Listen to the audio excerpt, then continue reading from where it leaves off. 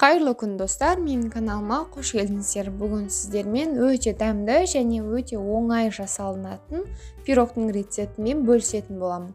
Бұл пирогты біз айраннан жасаймыз.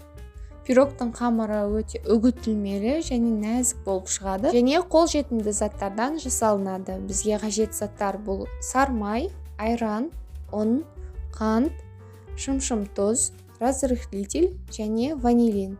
Одан бөлек 3 жұмыртқа қажет болады.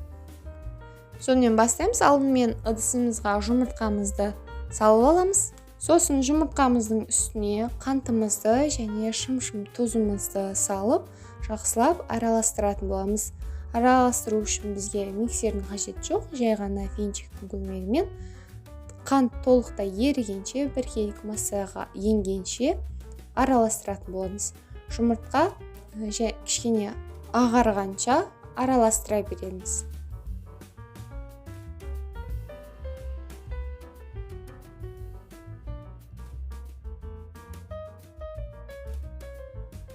Міне жұмыртқамыз дайын болды. Енді осыған сармайымызды қосып араластырамыз.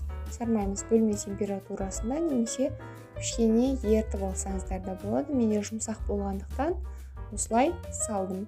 Сармайды салып араластырып алған соң, оның үстіне айранымызды құямыз. Ең бастысы бұл пирогқа құрамына қосатын заттарымыздың барлығы бөлме температурасында болғаны жақсы. Сонда пирогымыз алғашқы жасағаннан ақ әдемі болып жақсы шығады.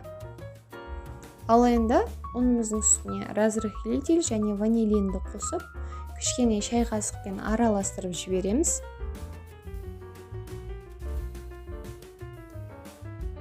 Сосын осы ұнымызды електен өткізіп, қамыр жасайтын боламыз.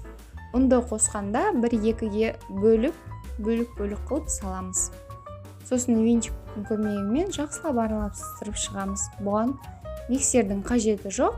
Осылай барлық затты жақсылап араластырып болған соң пісіріп ала береміз. Өте оңай жасалынады пирогтың өзі. Қажет заттардың мөлшері төменде описанияда жазылып тұрады және осы пирогқа байланысты сұрақтарыңыз болса, комментарияда қалдырып кетсеңіздер болады. Мен міндетті түрде оқып жауап беретін боламын. Және айран мен пирогты сіздер қалай жасайсыздар, өздеріңіздің тәжірибелеріңізбен бөлісіп кетсеңіздер де болады.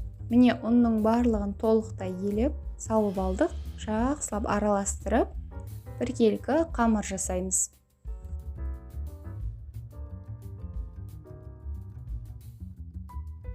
Қамыр дайын болды. Енді пешімізді алдын ала қыздырып қоямыз 180 градуста.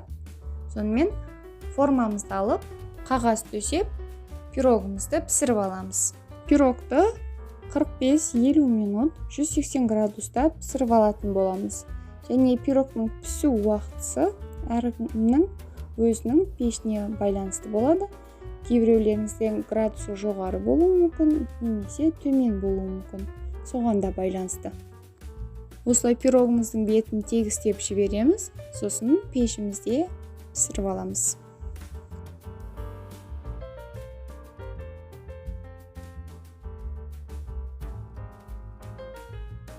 Міне пирогымыз толықтай қып-қызыл болып пісіп шықты.